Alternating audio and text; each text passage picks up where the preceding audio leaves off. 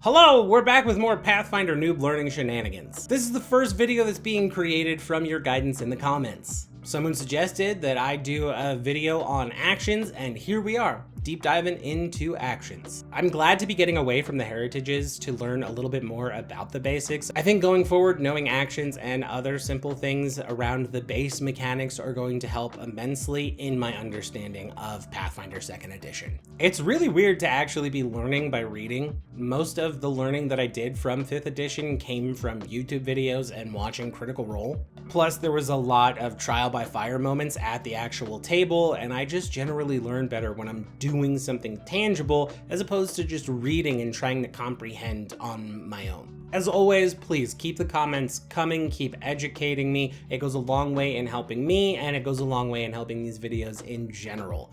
Liking, subscribing, sharing, all those things also go a very long way. And there's gonna be this little graphic. Oh, it's so cool. If you wanna see me continue down specific paths, much like actions, comment, let me know what you wanna see, and I will go in that direction. But without further ado, let's jump into a Pathfinder Noob learning actions. Overview basics. The encounter occurs over a number of rounds, each of which is equal to about 6 seconds of time in the world of the game. During a round, each participant takes a turn. When it's your turn to act, you gain 3 actions and 1 reaction. You can also use free actions that don't count towards the number of actions you can take on your turn. Most simple things such as drawing a weapon, moving a short distance, opening a door, or swinging a sword use a single action to perform. There are also activities that use more than a single action to perform. These are often special abilities from your character's class and feats. One common activity in the game is casting a spell, which usually uses 2 actions.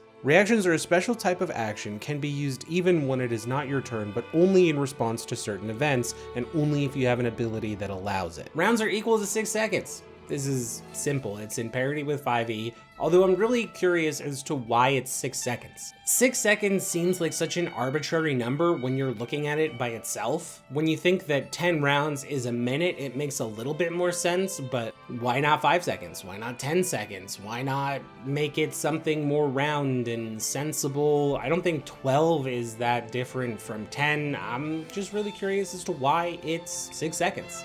Further research is required, but if you know, go ahead and let me know in the comments. 3 actions with 1 reaction is pretty basic.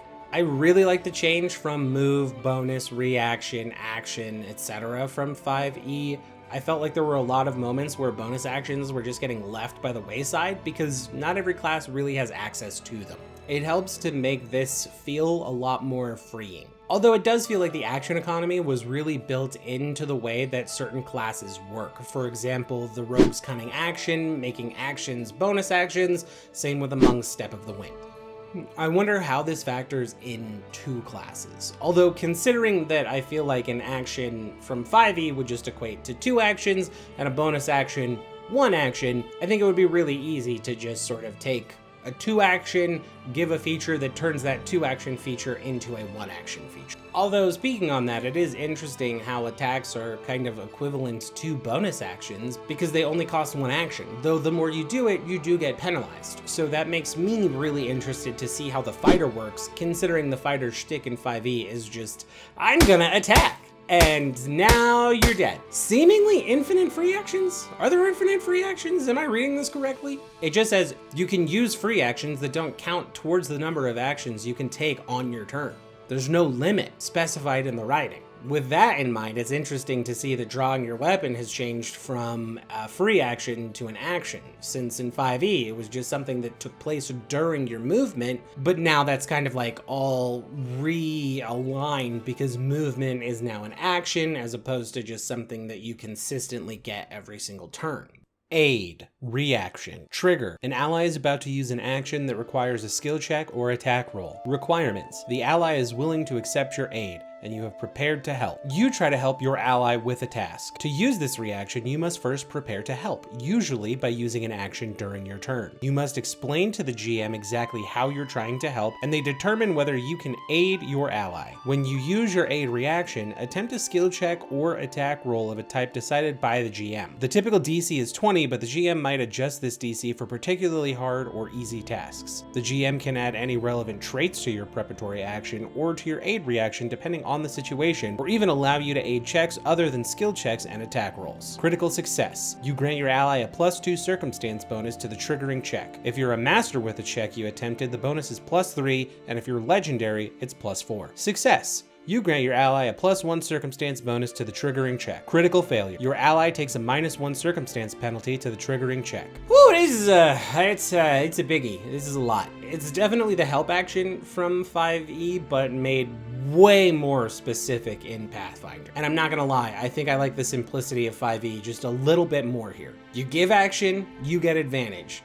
Gave me cookie, got you cookie. Easy peasy. This is a little bit more complicated in a way that I'm not too sure I enjoy. Not only are you giving up an action, you're also giving up a reaction, and then on top of all of that, you as the person aiding have to roll to see if you can even give a small benefit to another player to aid in their check. I like that there's a chance for you to fail, but I think that I personally prefer to just have that be flavor in the initial roll's pass or fail state. I think that there's still a big part of me that just looks at the +1s and +2 bonuses as a very minor thing compared to 5e's obvious advantage is good. And I know that it's been pointed out in various other videos that with these critical fails and critical success states, a +1 and a +2 go a very long way in making an actual difference. But I think until I actually play these +1s and +2s are just gonna seem like a very small benefit as opposed to a very large benefit that they were in 5e.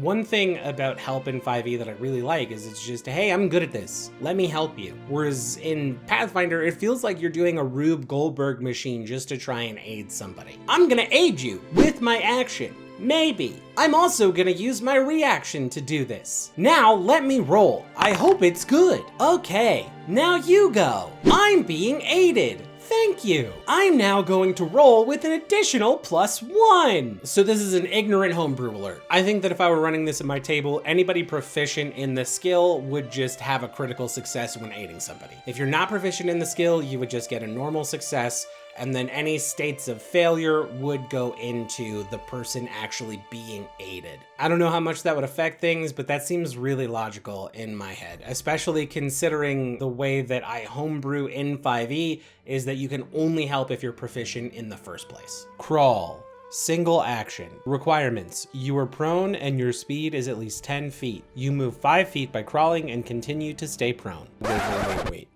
Wait. You can only crawl 5 feet in action? It's not just difficult terrain, you just don't get half your movement for every crawl action? You can only move up to 15 feet a turn if you're crawling? That does not make any sense to me. I mean, it makes sense from a 5e perspective because if you're crawling, you generally have 30 move speed, so you can only move 15. But when your move speed's technically 75 with 3 move actions, then like, how do you go from 75 to 15 just because you're crawling? I guess it makes more sense if you're comparing it to real life, because I don't know if I can crawl 15 feet in 6 seconds. Either way, I think this is a really interesting change, and I hope that I'm reading it wrong, but I don't know. I don't often crawl in the first place, so I don't think it really matters. Delay. Free action. Trigger, your turn begins. You wait for the right moment to act. The rest of your turn doesn't happen yet. Instead, you're removed from the initiative order. You can return to the initiative order as a free action triggered by the end of another creature's turn. This permanently changes your initiative to the new position. You can't use reactions until you return to the initiative order. If you delay an entire round without returning to the initiative order, the actions from the delayed turn are lost, your initiative doesn't change, and your next turn occurs at your original position in the initiative order. When you delay, any persistent damage or other negative effects that normally occur at the start of your turn occur immediately when you use the delay action. Any beneficial effects that would end at any point during your turn also end. The GM might determine that other effects end when you delay as well. Essentially, you can't delay to avoid negative consequences that would happen on your turn or to extend beneficial effects that would end on your turn. You know, I've always wondered why this isn't a part of just general 5e rules. I think this was part of older editions, and I imagine that it's something that's homebrewed quite often by DMs. I guess in part with simplifying 5e, having to rewrite your initiative isn't something that is in line with the idea of simplify, but even then just limit it to once per turn, and I still don't think it's that complicated. Drop prone. Single action. You fall prone. This is another one that feels pretty wild to me. Dropping prone feels like it should just be a free action or part of a move action. I feel like anything that has to do with movement should just be lumped into a move action so that you can just continue moving with that action. Like if you have 30 feet of movement and you walk 15 feet, then you drop prone and you're done, rather than using 2 actions to move and then drop. Does getting up cost movement? Or an action? Escape, single action. You attempt to escape from being grabbed, immobilized, or restrained. Choose one creature, object, spell effect, hazard, or other impediment imposing any of these conditions on you. Attempt a check using your unarmed attack modifier against the DC of the effect. This is typically the athletics DC of a creature grabbing you, the thievery DC of a creature who tied you up, the spell DC for a spell effect, or the listed escape DC for an object, hazard, or other impediment. You can attempt an acrobatics or athletics check instead of using your attack modifier if you choose, but this action still has the attack trait. Critical success. You get free and remove the grabbed, immobilized, and restrained conditions imposed by your chosen target. You can then stride up to 5 feet. Success. You get free and remove the grabbed, immobilized, and restrained conditions imposed by your chosen target. Critical failure. You don't get free and you can't attempt to escape again until your next turn. Man, reading this with 5e brain hit me really hard. I was so thrown off by attacking that I didn't even get to the part where it said you could use athletics or acrobatics before immediately going into a full-blown 5e freakout. Oh, you get a free movement for a crit success? That's actually really cool. There's no failure though? Is the failure that you just don't get free? Or is any failure a critical failure? I really like that this is the same as 5e, but with minor improvements. Like being able to attack on your way out, being able to move on a crit success, and making it more akin to a bonus action as opposed to a full-fledged action. Interact, single action. You use your hand or hands to manipulate an object or the terrain. You can grab an unattended or stored object, open a door, or produce some similar effect. You might have to attempt a skill check to determine if your interact action was successful. This is just interacting with an object from 5e. Leap, single action. You take a careful short jump. You can leap up to 10 feet horizontally if your speed is at least 15 feet, or 15 feet horizontally if your speed is at least 30 feet. You land in the space where your leap ends, meaning you can typically clear a 5-foot gap or a 10-foot gap if your speed is 30 feet or more. If you leap vertically, you can move up to 3 feet vertically and 5 feet horizontally onto an elevated surface. Jumping a greater distance requires using the athletics skill. I think it's absolutely hilarious that I need to Google a 5e jump calculator anytime someone tries to jump in 5th edition, but Pathfinder seems to have actually really simplified this in a great way. Ready, 2 action. You prepare to use an action that will occur outside your turn. Choose a single action or free action you can use and designate a trigger. Your turn then ends. If the trigger you designated occurs before the start of your next turn, you can use the chosen action as a reaction, provided you still meet the requirements to use it. You can't ready a free action that already has a trigger. If you have a multiple attack penalty and your readied action is an attack action, your readied attack takes the multiple attack penalty you had at the time you used ready. This is one of the few times the multiple attack penalty applies when it's not your turn. This is pretty straightforward, but it's weird to me that this takes 2 actions to use. Maybe I'm just used to people readying spells, and from what I've read, most spells are 2 actions. Even basic attack cantrips couldn't be readied until someone basically came into range, or something along those lines. It's a little weird, but the world of spells is honestly daunting, but I'm really itching to dive into it. Release, free action. You release something you're holding in your hand or hands. This might mean dropping an item, removing one hand from your weapon while continuing to hold it in another hand, releasing a rope, suspending a chandelier, or performing a similar action. Unlike most manipulate actions, release does not trigger reactions that can be triggered by actions with the manipulate trait, such as an attack of opportunity. If you want to prepare to release something outside of your turn, use the ready activity. Yeah, that's wild. It feels really weird to me that the cost of readying an action is 2 actions, but then you also have to use a reaction to release it. Spending an action to hold a free action to then release it with a reaction just to drop a chandelier is fucking asinine. Of all the things that I've absorbed about Pathfinders from the videos that I've made and seen in passing so far, ready makes the least sense to me.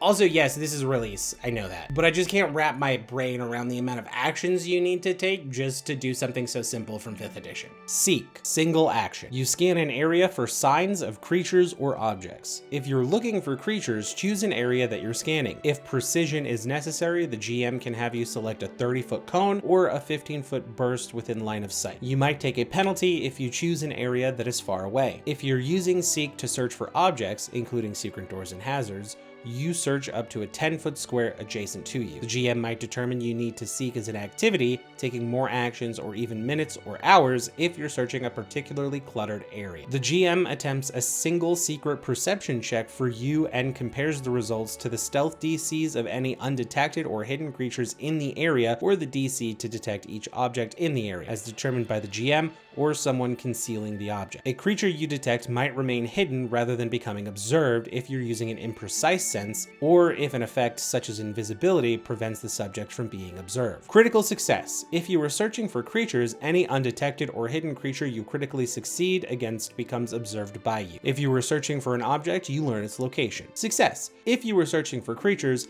any undetected creature you succeed against becomes hidden from you instead of undetected, and any hidden creature you succeeded against becomes observed by you. If you were searching for an object, you learn its location or get a clue to its whereabouts as determined by the GM.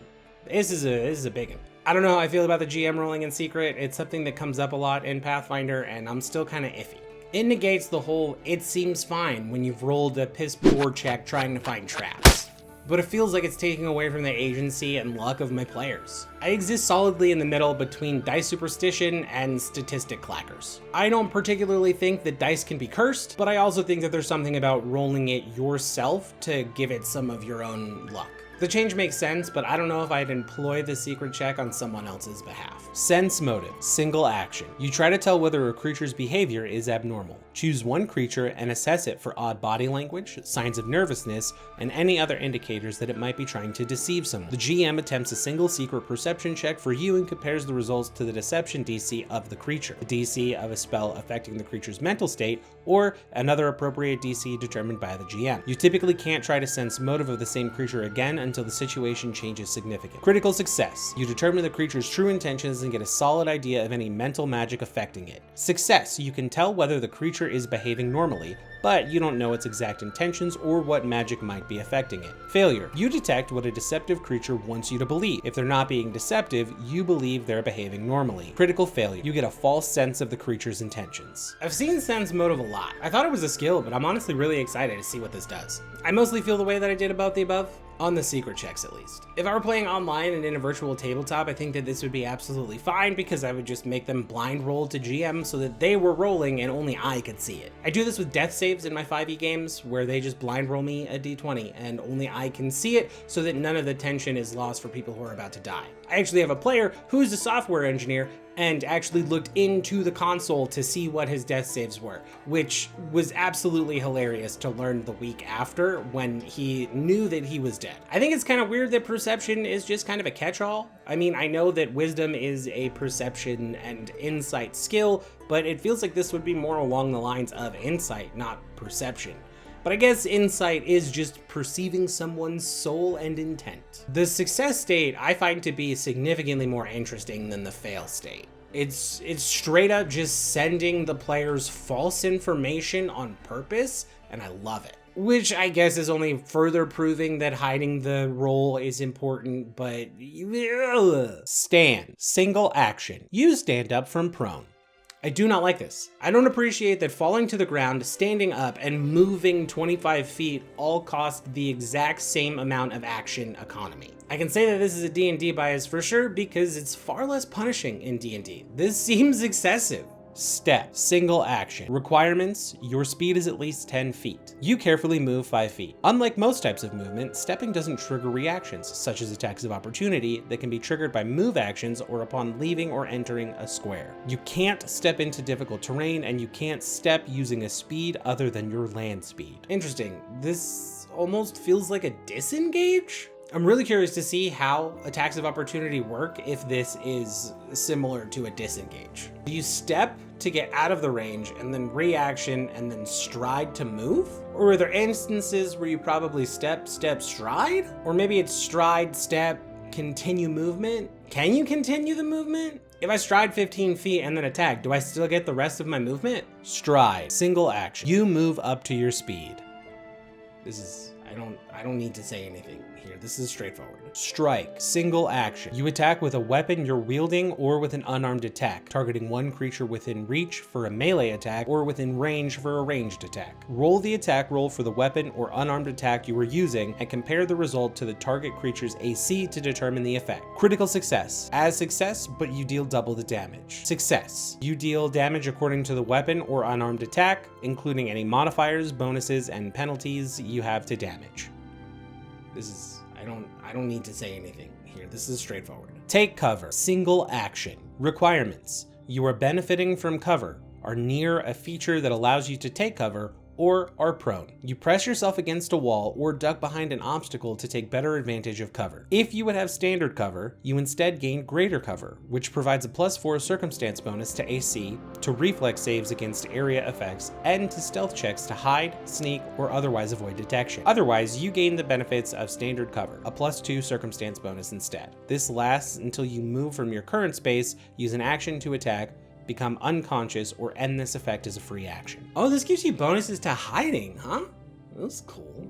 This seems like a really interesting way to end a turn while using cover to make it better. I always forget that cover also gives benefits to dex checks in 5e, so I almost thought that this was a step up from that, but it's the same. Speaking. As long as you can act, you can also speak. You don't need to spend any type of action to speak, but because a round represents 6 seconds of time, you can usually speak at most a single sentence or so per round. Special uses of speech, such as attempting a deception skill check to lie, require spending actions and follow their own rules. All speech has the auditory trait. If you communicate in some way other than speech, other rules might apply. For instance, using sign language is visual instead of auditory. I like how it further saying you get about a sentence or two around, but I really like how it gives action economy to special uses of speech. Much like Seek and Sense Motive, it gives actions to trying to use skills mid-initiative. I think this is the first time that I've truly come away from making a video with mixed feelings. I like the idea of the 3-action combat system, but I'm concerned that some of these are like super underwhelming in comparison. I honestly expected to love everything here as I have been with everything else. But movement seems really, really weird. I didn't want this to be 2 parts. I really did not want to have to do this in 2 parts, but there's gonna be a second action video. Thanks for sticking around to the end. I appreciate y'all. There's a playlist here. It's right, it's on my hand. Hi, this is the wrong hand probably. There's a video here. Maybe this is the playlist and this is the video. Either way, there's something on my face. Click it, it takes you to my channel. Subscribe, like, comment. I love you. Okay, bye.